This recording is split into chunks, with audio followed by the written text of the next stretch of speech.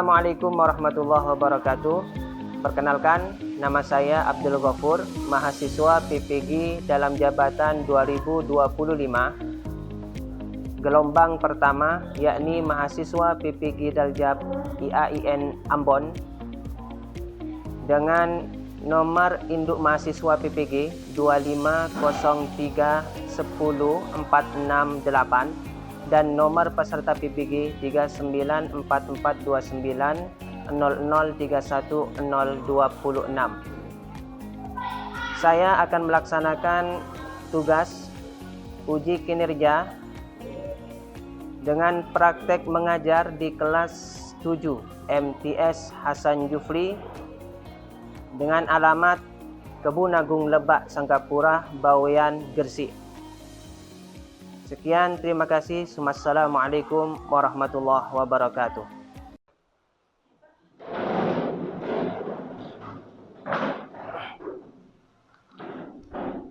Assalamualaikum warahmatullahi wabarakatuh.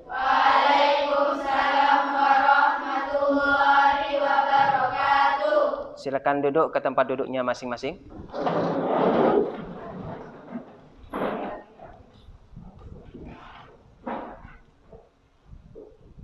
Bagaimana kabarnya anak-anak? Baik. Oke. Sebelum pelajaran dimulai, mari kita mulai dengan bacaan doa. Silakan dibaca doa bersama. Bismillahirrahmanirrahim.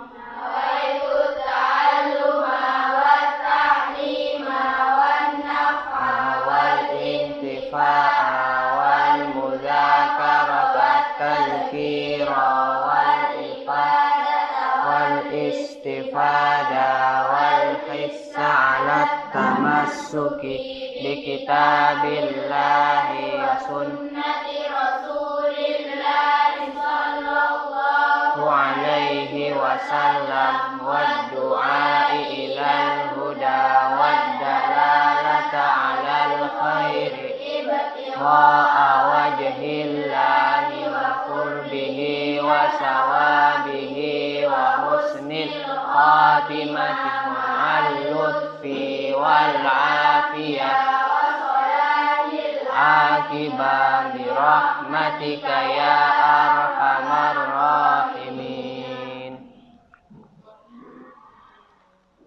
Baik, sebagai warga negara Indonesia yang baik, mari kita baca lagu Indonesia Raya dipandu oleh Saudari Yati. Silakan ke depan. Silakan ke depan. Ya, oke. Ayo.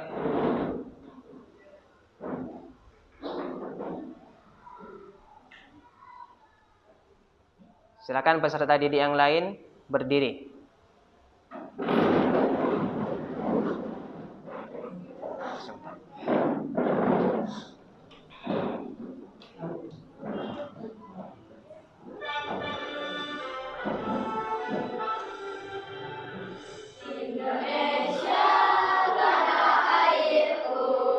Tanah tumpah darahku, di sanalah aku berdiri dan dipandu ibuku.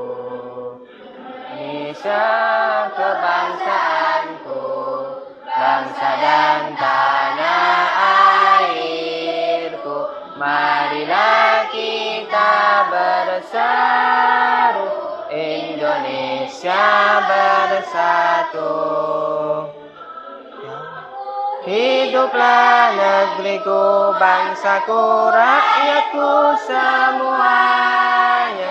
Bangunlah jiwanya, bangunlah badannya untuk Indonesia Raya. Indonesia Raya, merdeka, merdeka. Tanahku, negeriku yang ku cinta. Indonesia Raya, merdeka, merdeka. Hiduplah Indonesia Raya. Raya, merdeka, merdeka. tanahku, negeriku yang ku cinta. Indonesia Raya merdeka, hiduplah Indonesia Raya. Silakan duduk.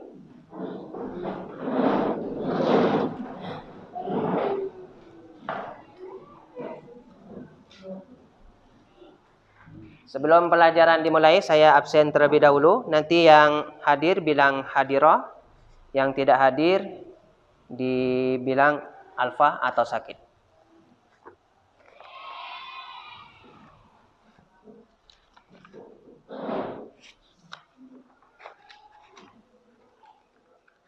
Aidatul Faridah, Alfia Nurlaili, Astri Indira Maulidia, Berlin Evalin, Diana Faukia, Farah Fauzana, Febi Aprilianan Putri, Halilatul Maula, Humaira Amanda, Intan Nur Aini, Khofifah, Norliana Safitri, Nur Fazia, Nurul Afiqah, Nurul Hidayati, Putri Zahira, Ririn Wulandri, Safiatun, Salis Ahadia, Siti Diniatun Nabila, Alfa, Syakila, Uswatun Hasanah, Fifa Alfiana, Wardatun Hasanah, Yulia Rahmawati, sakit, Putri Salsabila. Baiklah anak-anak, kita lanjutkan ke materi selanjutnya, yakni materi fikih tentang najis dan cara mensucikannya.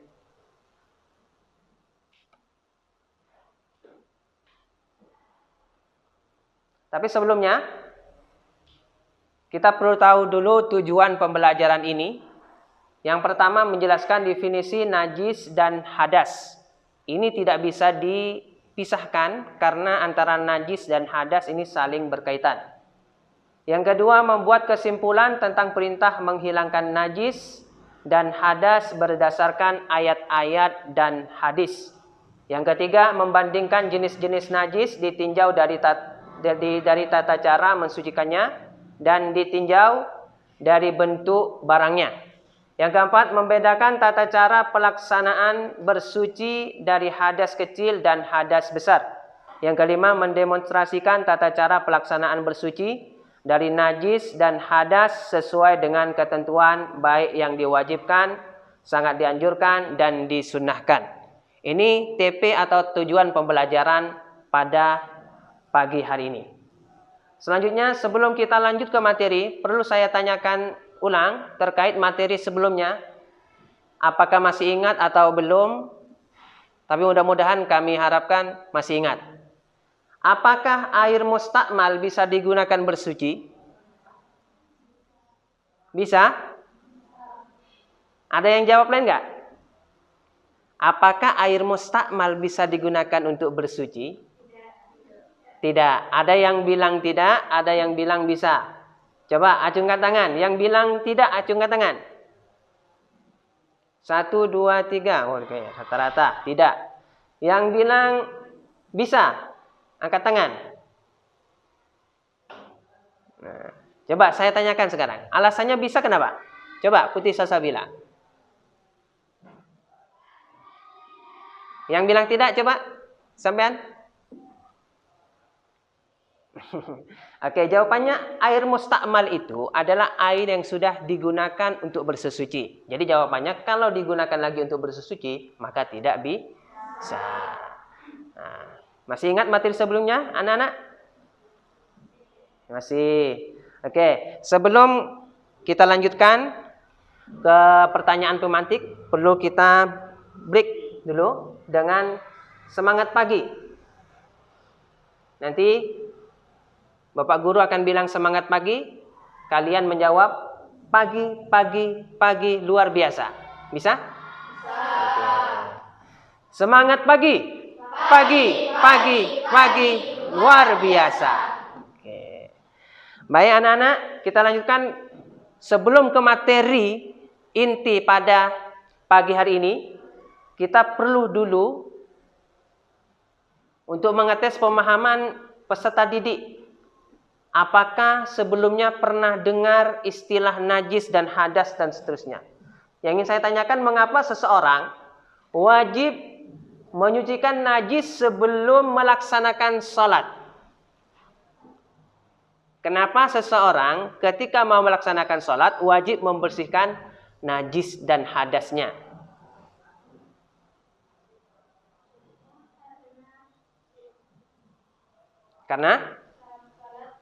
Karena syarat. Coba, siapa namanya? Indri, silakan berdiri. Kenapa? Oke, terima kasih. Tepuk tangan terlebih dulu. Jadi jelas ya, kenapa seseorang itu ketika mau melaksanakan sholat harus bersih dari hadas dan najis, karena memang suci dari hadas dan najis adalah termasuk syarat sahnya sholat. Jika masih membawa najis atau menanggung najis, maka sholatnya tidak sah. Jadi pada kesempatan pagi hari ini perlu kita amati dan pelajari bersama apa itu najis. Tapi sebelumnya kita perlu tahu dulu kenapa kita, atas dasar apa perintah hukum bersuci itu? Ini berlandasan Al-Quran dan hadis. Yang pertama kami ambil dari surah Al-Mudassir. Ayat keempat yang berbunyi wasiyabaka fatahhir. Yang artinya dan pakaianmu bersihkanlah. Ini menunjukkan bahwasanya ketika kita mau melaksanakan salat, agar kita membersihkan badan, pakaian, dan tempat yang akan kita gunakan untuk bersalat. Yang selanjutnya perintah dari Al-Quran juga, surah Al-Baqarah ayat 222 yang berbunyi innallaha yuhibbut tawwabina wa yuhibbul mutatahhirin. Ini jelas bahwasanya sesungguhnya Allah menyukai orang-orang yang tobat dan orang-orang yang mensucikan diri. Jadi kalau kita ingin disukai, dicintai oleh Allah Subhanahu wa taala, maka hendaklah kita selalu bertobat dari perbuatan-perbuatan kita dan menjadilah orang yang selalu bersih. Selanjutnya kami ambil dari hadis sahih yang diriwayatkan oleh Imam Muslim tentang najis anjing. Sucinya bejana, salah satu di antara kalian bisa bila dijilat anjing adalah dengan mencucinya 7 kali, yang pertama dengan tanah. Ini hadis yang diriwayatkan oleh Imam Muslim yang menjelaskan tentang ketika ada bejana kita yang dijilat oleh seekor anjing, kita tahu bahwasanya seekor anjing itu najis apa? Najis yang berat, yaitu najis mughalladhah. Maka cara mensucikannya, bejana itu dibersihkan, disiram air sebanyak 7 kali, salah satunya dicampur dengan debu. Baik, alhamdulillah. Ini membuktikan bahwasanya peserta didik di kelas ini sudah ada pemahaman tentang najis tersebut. Oke, sebelum kita membahas tentang najis, kita awali dengan membahas hadas. Hadas itu apa? Jadi hadas itu suatu kondisi di mana seseorang dalam keadaan tidak suci menurut ketentuan syariat. Jadi hadas itu. Jadi ada hadas kecil dan ada hadas besar. Hadas kecil itu hadas yang cara menghilangkannya dengan cara berwudu atau tayamum. Itu hadas kecil. Jadi hukum wajib bersuci seseorang hendaknya beribadah haruslah dalam keadaan suci dari hadas kecil. Karena merupakan syarat sah ibadah mahdah. Oleh karena itu, bersuci itu wajib. Kalau kita mau melaksanakan sholat, kita masih menanggung hadas kecil, maka hendaklah berwuduk terlebih dahulu. Berwuduk sebelum melaksanakan ibadah sholat, itu wajib. Jadi sebab-sebab hadas kecil diantaranya, yang pertama keluar sesuatu dari dubur. Baik itu kentut. Nah. Yang kedua, hilang akal. Baik itu karena mabuk, baik itu karena pingsan, baik itu karena tidur. Yang selanjutnya, bersentuhan kulit laki-laki dan perempuan bukan mahram. Bukan mahram, bukan bersaudara. Meskipun satu pupu berarti bukan mahram, maka bersentuhan tangannya tanpa penghalang bisa mengandung hadas kecil atau wuduknya bisa batal. Kalau wuduknya batal berarti harus wuduk lagi. Yang selanjutnya, menyentuh kemaluan dengan telapak tangan tanpa halangan. Kalau masih pakai sarung atau celana, itu tidak membatalkan wuduk. Tapi kalau bersentuhan langsung, yang di sini maksudnya bersentuhan langsung dipegang, maka itu bisa membatalkan wuduk atau menyandang hadas kecil. Jadi kalau mau melaksanakan sholat, seharusnya wuduk terlebih dahulu. Selanjutnya hadas besar. Kalau tadi hadas kecil. Hadas besar itu cara menghilangkannya dengan mandi wajib. Jika tidak ada air, maka dengan bertayamum. Sebab-sebab hadas besar. Yang pertama, berhubungan suami istri. Ini khusus yang suami istri. Yang kedua, keluar mani, baik disebabkan melalui mimpi atau yang lain. Yang ketiga, meninggal dunia. Itu wajib mandi juga. Kenapa itu ada mayit ketika meninggal dunia, wajib dipandi. Karena itu hadas besar. Yang keempat, datang bulan atau haid dan nifas. Ini khusus perempuan. Ketika suci dari haidnya, maka wajib mandi besar. Apa niatnya? Coba dibaca. Bismillahirrahmanirrahim. Nawaitul hadasil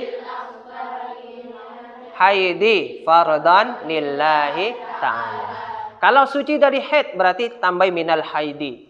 Kalau suci dari nifas berarti tambah dari minan nifasi. Nawaitul ghusla, niat saya niat mandi liraf'il hadasil akbari, untuk menghilangkan hadas besar, minal haidi dari haid, fardan lillahi ta'ala, fardu karena Allah ta'ala.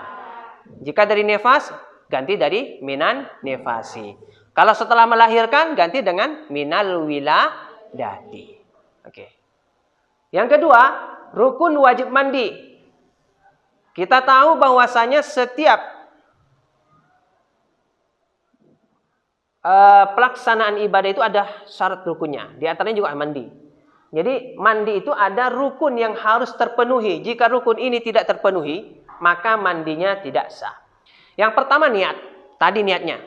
Khusus yang laki-laki berarti nawaitul ghusla li raf'il hadasil akbari fardan lillahi ta'ala. Kalau perempuan bisa pakai tambahan tadi. Karena perempuan itu yang paling banyak. Bisa suci dari hadas besar karena keluar mani. Bisa suci dari hadas besar karena sebab suci dari haid.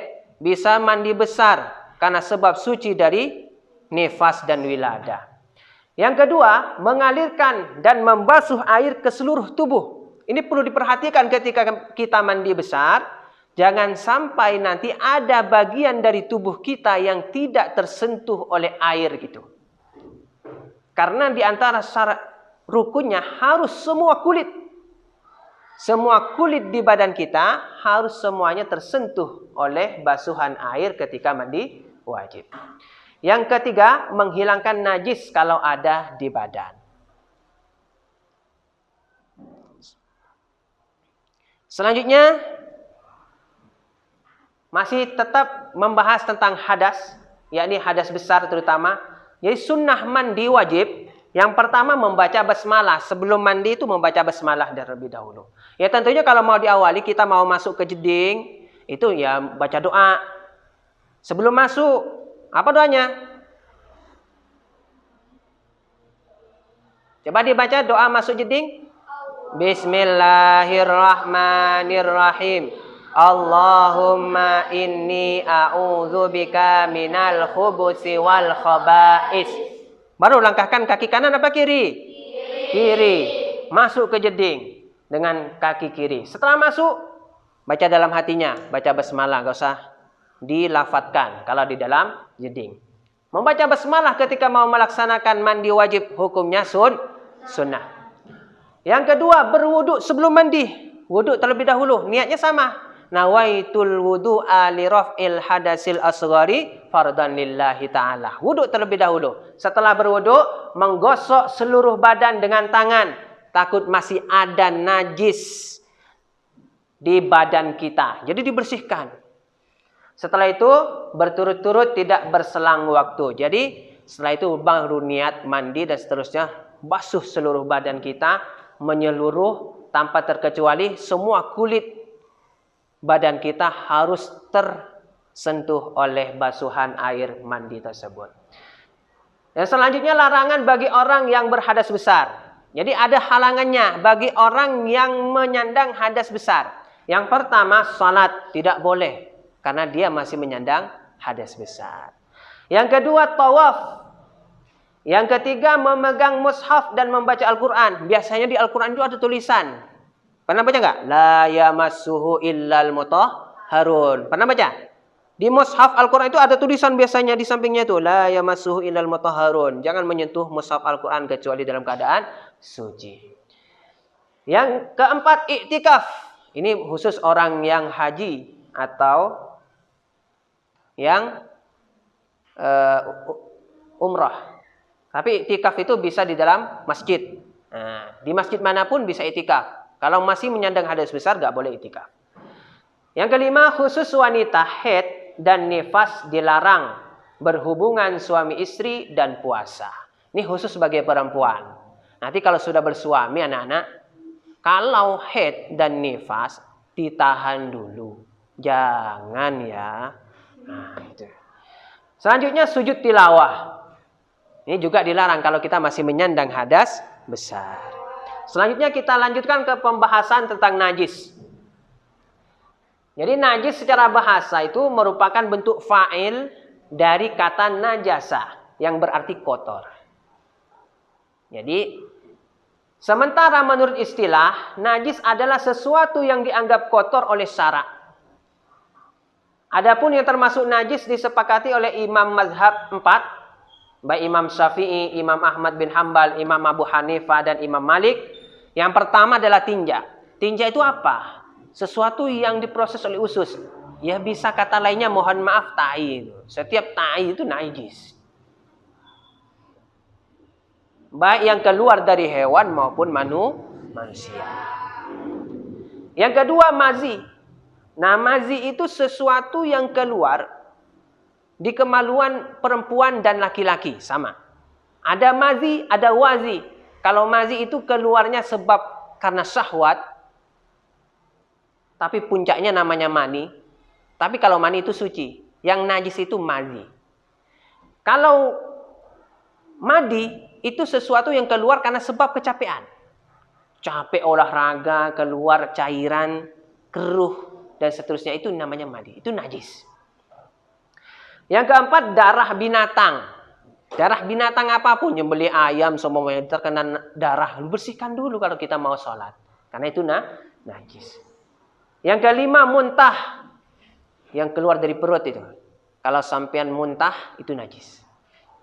Terus bagaimana kalau kita dalam keadaan berpuasa? Muntah. Kalau muntahnya tanpa sengaja, maka puasanya masih bisa dilanjut. Tapi kalau muntahnya dibuat-buat karena sengaja, maka puasanya batal. Terus bagaimana kalau muntahnya tanpa sengaja? Kalau dalam keadaan berpuasa, caranya, jika masih ada bekas di mulut kita, maka dibersihkan dulu, berkumur-kumur. Dibersihkan, dikeluarkan. Karena itu najis. Kalau sampai tertelan, maka batal. Selanjutnya yang keenam adalah air kencing. Air kencing siapapun, manusia ataupun hewan, ini najis ya.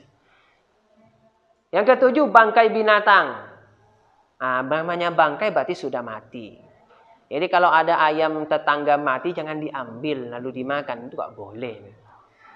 Nah, jadi kalau sudah jadi bangkai itu najis. Yang kedelapan, binatang yang bagian tubuhnya terpotong. Meskipun binatang tersebut hidup, tapi ada sebagian dari badannya yang sudah terpotong. Contohnya seumpamanya telinganya terpotong, telinganya itu statusnya sama dengan bangkai. Jadi najis. Selanjutnya, macam-macam najis. Jadi macam-macam najis itu sebenarnya ada dua kelompok sebelum kita lanjut kepada pembahasan yang tiga ini. Jadi ada najis hukmiyah, ada najis ainiyah.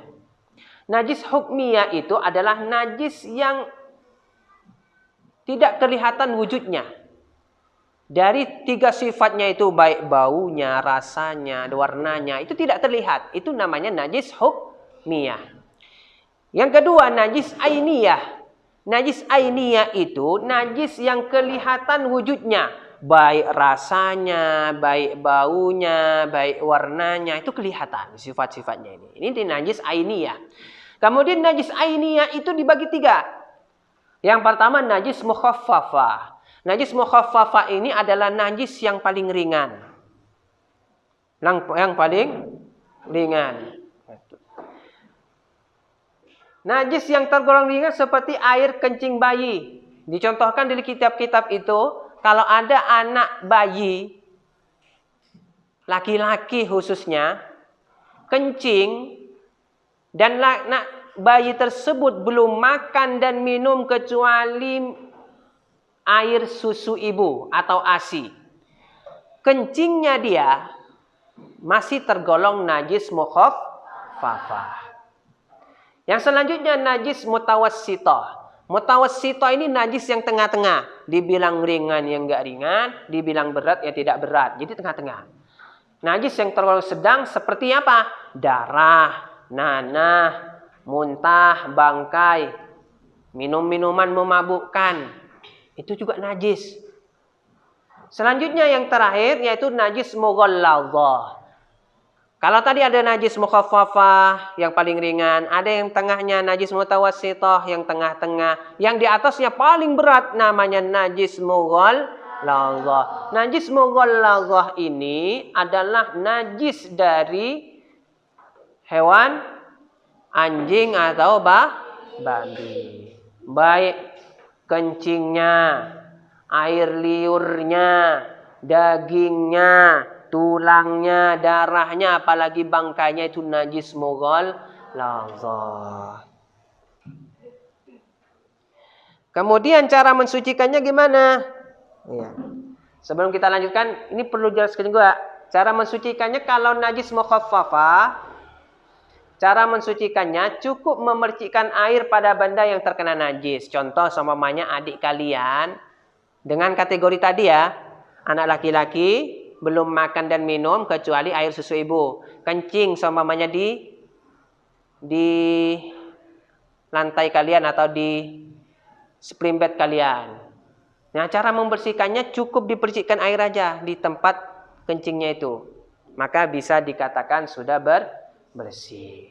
Ini khusus najis mukhaffafah.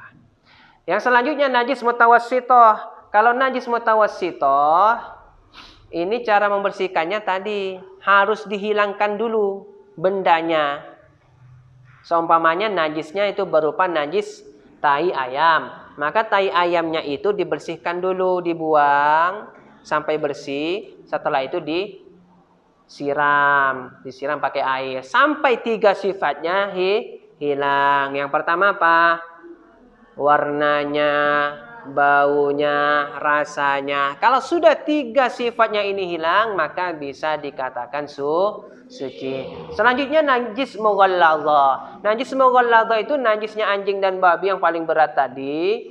Seumpamanya ada dari kalian di rumahnya, di lantainya,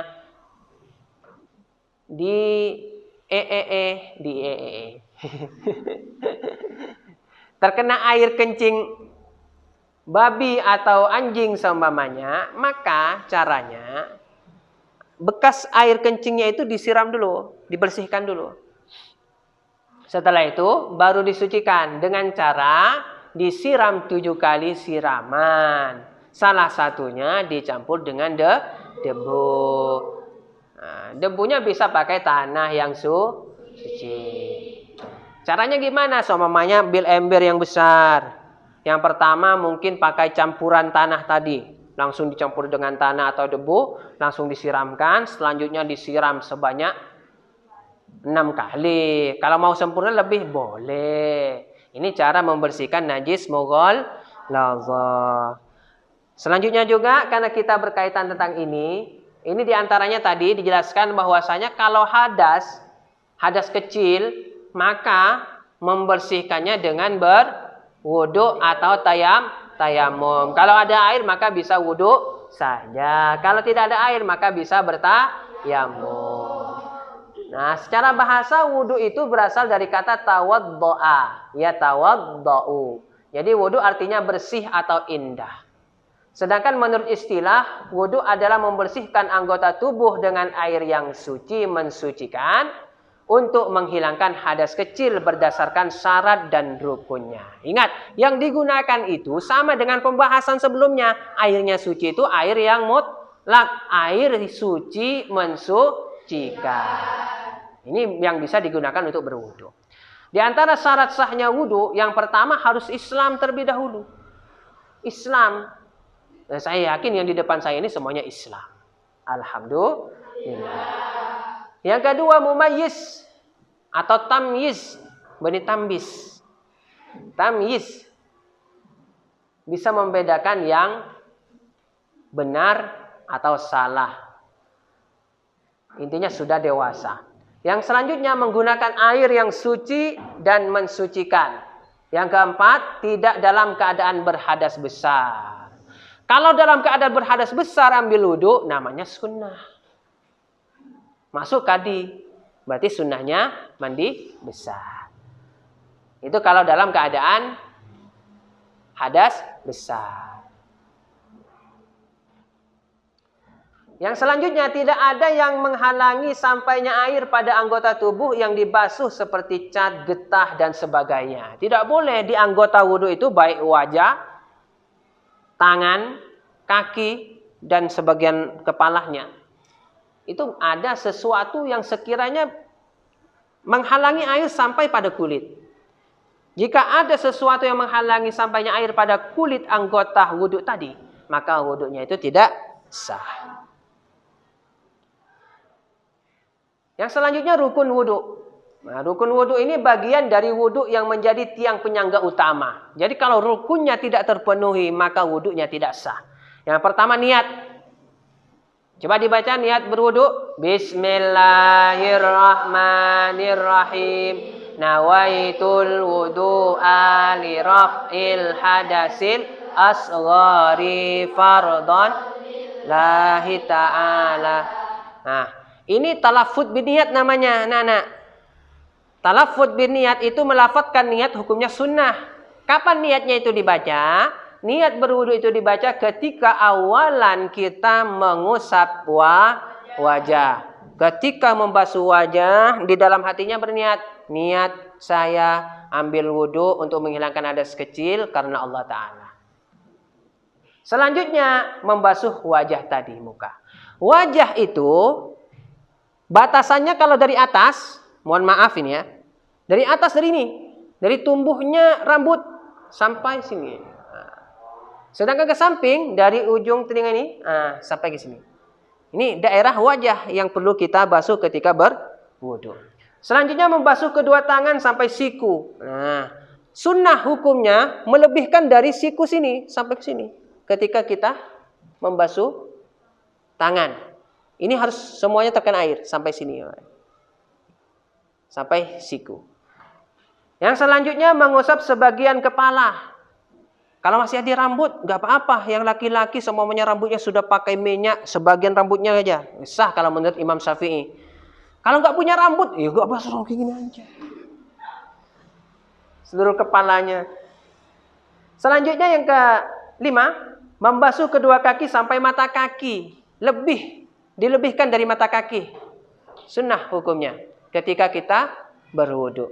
Selanjutnya yang keenam adalah tertib dari awal, dari wajah, tangan, sebagian kepala, kaki harus surut. Gak boleh kaki dulu baru muka, yang gak sah. Harus tertib. Mengerjakan amalan wudu dengan berurutan sesuai yang telah ditetapkan Allah Subhanahu wa Ta'ala sebagaimana tercantum dalam Al-Quran dan hadis. Selanjutnya tayamum. Ini perlu diketahui bahwasanya tayamum itu sebagai ganti daripada wudhu dan mandi jika tidak ada air. Jadi kalau mau wudhu tidak ada air maka bisa tayamum. Secara bahasa memiliki makna al-qasdu, artinya kesengajaan atau tujuan. Menurut istilah adalah menyapukan tanah atau debu yang baik atau suci ke muka dan kedua tangan sampai siku dengan syarat yang telah ditentukan. Tayamum ini adalah pengganti wudhu dan mandi jika tidak ada air. Sebagai rukhsah atau keringanan bagi orang yang tidak memakai air. Jadi secara syariat boleh tayamum meskipun ada air jika orang tersebut tidak diperbolehkan oleh dokter seumpamanya menggunakan air. Kalau pakai air maka wajahnya cacat seumpamanya, maka boleh tayamum orang tersebut.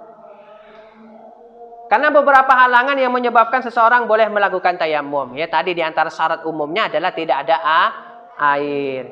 Yang pertama sebab-sebab diperbolehkan tayamum. Yang pertama sakit. Nah, kalau sakit sekiranya tadi luka di sebagian anggota wudhu kita yang sekiranya tidak bisa disentuh air, maka orang tersebut boleh bertayamum. Selanjutnya dalam perjalanan, ada di atas pesawat kan gak ada air tuh. Bahkan di pesawat itu gak boleh membawa barang-barang yang cair apalagi air. Boleh bertayamum. Pakai debu yang mana? Yang nempel-nempel di pesawat itu. Nah, debu itu. Yang selanjutnya tidak menemukan air. Nah, kalau semuanya di suatu desa atau kampung atau dusun tidak ada air sama sekali, maka ketika dia mau melaksanakan ibadah sholat, maka dia dianjurkan untuk bertayamum. Anak sekalian, mari kita ice breaking dulu. Sama seperti tadi, coba. Semangat pagi. Pagi, pagi, pagi. Masih semangat anak-anak? Oke. Jadi syarat tayamum, yang pertama ada halangan sehingga boleh tayamum, misal sakit seperti tadi.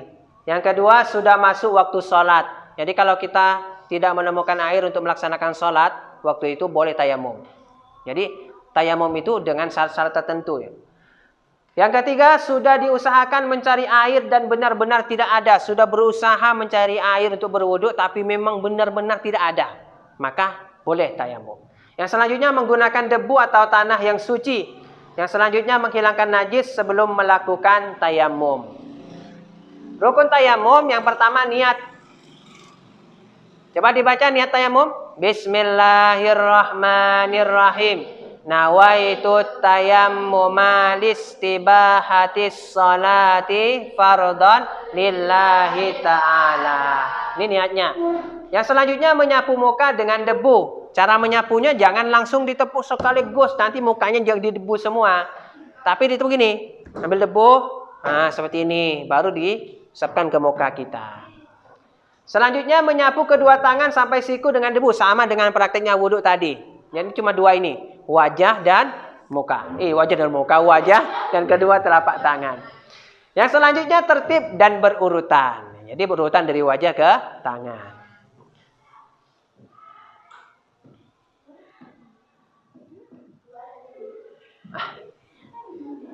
Nah, sunnah tayamum.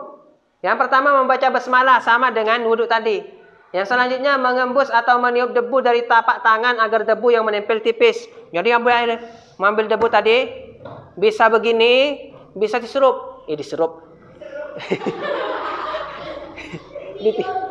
Wah, gini. Ditiup ya. Gini. Ini sunnah. Yang selanjutnya mendahulukan anggota badan yang kanan daripada yang kiri. Nah, yang tangan tadi kan cuma dua. Wajah dan kedua tangan. Dahulukan yang kanan, sunnah. Yang selanjutnya membaca doa setelah tayamum sama seperti doa setelah wudhu. Masih ingat doa setelah wudhu? Ingat, oke. Yang selanjutnya hal yang membatalkan tayamum. Jadi hal-hal yang membatalkan wudhu berarti juga membatalkan tayamum. Yang kedua ada air sebelum mulai sholat. Kalau kita sudah tayamum tadi sudah berusaha untuk mencari air tapi nggak ketemu, tiba-tiba kita mau melaksanakan sholat, tiba-tiba ada air untuk bisa digunakan untuk berwudu, maka batal tayamumnya. Yang selanjutnya murtad kalau keluar dari Islam. Nauzubillahi min dzalik. Selanjutnya kita melaksanakan tugas kelompok. Silakan diubah aturan posisi tempat duduknya. Baik anak-anak, sebelum kita lanjutkan ke tugas kelompok, kita breaking dulu. Semangat pagi. Pagi, pagi, pagi. Oke. Baik. Jadi judul masalah yang akan kita kerjakan pada pagi hari ini adalah mukena di musola sekolah. Skenario masalah, suatu hari Sinta hendak menunaikan sholat zuhur di musola sekolah. Ketika hendak mengambil mukena yang tersedia, ia melihat ada noda kekuningan dan bau tidak sedap pada bagian bawah mukena. Sinta ragu, apakah itu bekas najis atau sekedar kotoran biasa. Ia pun bingung, apakah ia tetap boleh memakai mukena itu untuk sholat dan bagaimana cara mensucikannya jika memang itu najis. Pertanyaannya yang pertama, apa perbedaan antara kotoran biasa dan najis menurut Islam? Yang kedua, bagaimana cara menentukan apakah suatu benda tersebut termasuk najis atau tidak? Yang ketiga, apa yang harus dilakukan jika pakaian sholat terkena najis? Yang keempat, jika najis tersebut termasuk najis mutawassithah, bagaimana cara mensucikannya? Yang kelima, bagaimana dampaknya terhadap sah atau tidaknya sholat jika seseorang memakai pakaian yang terkena najis?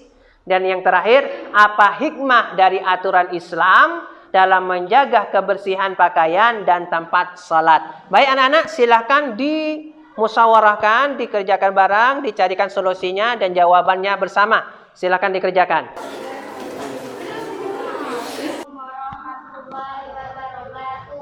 Waalaikumsalam warahmatullahi wabarakatuh.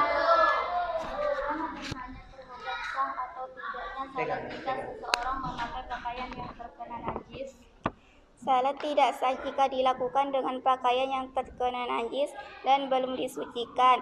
Menjaga kebersihan pakaian termasuk syarat sah salat. Berdasarkan Quran Surat Al-Mudaththir ayat keempat. Apa hikmah dari aturan Islam dalam menjaga kebersihan pakaian dan tempat sholat? Hikmah dari perintah bersuci antara lain menjaga kesucian dan kualitas ibadah kepada Allah, menjaga kesehatan jasmani karena najis membawa penyakit, membentuk pribadi bersih, tertib dan bertanggung jawab, menumbuhkan kesadaran spiritual bahwa kebersihan adalah bagian dari iman. Assalamualaikum warahmatullahi wabarakatuh. Waalaikumsalam warahmatullahi wabarakatuh. Baik, presentasikan hasilnya. Gak apa-apa di bagian sini.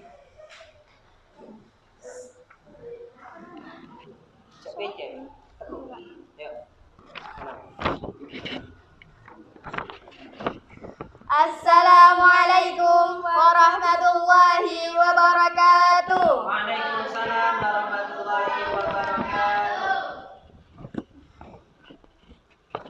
Kami dari kelompok 4 ingin mempresentasikan hasil dari masalah mukena di sekolah. Apa yang harus dilakukan jika pakaian sholat terkena najis? Jika pakaian terkena najis, harus disucikan terlebih dahulu sebelum digunakan sholat. Caranya tergantung pada jenis najisnya. Yang pertama, muhaffafah, cukup dipercikkan air. Yang kedua, mutawassithah, dibersihkan bekas najisnya lalu disiram air mengalir.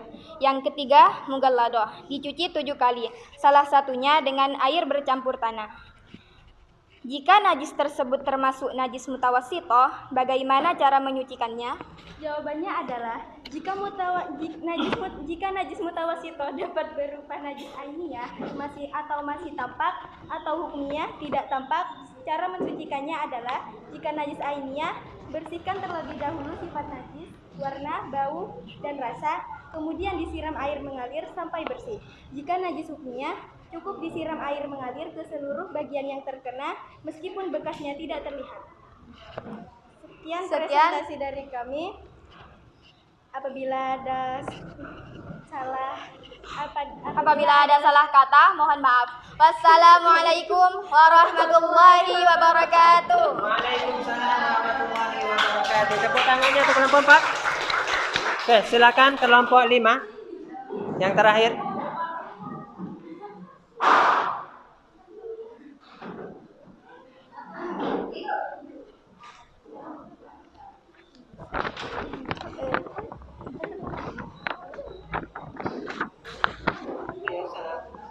Assalamualaikum warahmatullahi wabarakatuh. Waalaikumsalam warahmatullahi wabarakatuh.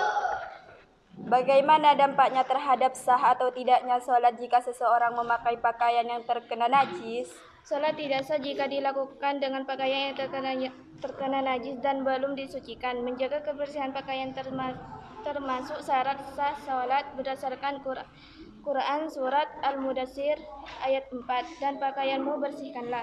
Apa hikmah dari aturan Islam dalam menjaga kebersihan pakaian dan tempat sholat? Hikmah dari perintah bersuci antara lain, menjaga kesucian dan kualitas ibadah kepada Allah, menjaga kesehatan jasmani karena najis membawa penyakit, membentuk pribadi bersih, tertib, dan bertanggung jawab, menumbuhkan kesadaran spiritual bahwa kebersihan adalah bagian dari iman. Assalamualaikum warahmatullahi wabarakatuh. Waalaikumsalam warahmatullahi wabarakatuh. Silakan kembali ke tempat duduk masing-masing. Oke. Semangat pagi. Pagi. Luar biasa. Baik, anak-anak sekalian, dari materi yang telah kita pelajari pada pagi hari ini bisa kita simpulkan bahwasanya kalau itu najis yang dibersihkan, kalau kotor belum tentu najis, tapi kalau najis pasti kotor. Jadi kalau kita mau melaksanakan ibadah, baik itu salat dan seterusnya, maka harus kita perhatikan, yaitu tentang hadasnya atau najisnya. Kita bersihkan terlebih dahulu. Kalau hadas kecil, kita bersihkan dengan wudu atau tayamum. Kalau hadas besar kita bersihkan dengan mandi wajib atau tayamum. Yang selanjutnya, kalau itu najis, kalau najis mukhaffafah, maka cara mensucikannya dengan dipercikkan air cukup, maka sudah bisa suci. Kalau mutawassithah, maka harus dibersihkan sampai hilang 3 sifatnya, baik rasa, warna, dan baunya. Yang terakhir, najis mughalladhah, maka cara mensucikannya dengan disiram 7 kali, salah satu dari 7 siraman dicampur dengan debu. Sekian kesimpulan dari pelajaran siang pagi hari ini. Kami cukupkan, tapi sebelum kita tutup, mari kita baca doa terlebih dahulu. Mari kita berdoa setelah belajar. Bismillahirrahmanirrahim. Umma inni qad istauda'tuka ma 'allamtanihi fardudhu ilayya inda hajati ilaihi Rabbal alamin. Allahumma inni qad istauda'tuka ma 'allamtanihi fardudhu ilayya inda hajati ilaihi wa la tansanihi ya Rabbal alamin. Allahumma inni qad istauda'tuka ma 'allamtanihi fardudhu ilayya inda hajati ilaihi wa la tansanihi ya Rabbal alamin. Sekian, mudah-mudahan menjadi ilmu yang bermanfaat fi dini wa dunya wal akhirah. Amin Allahumma amin. Assalamualaikum warahmatullahi wabarakatuh.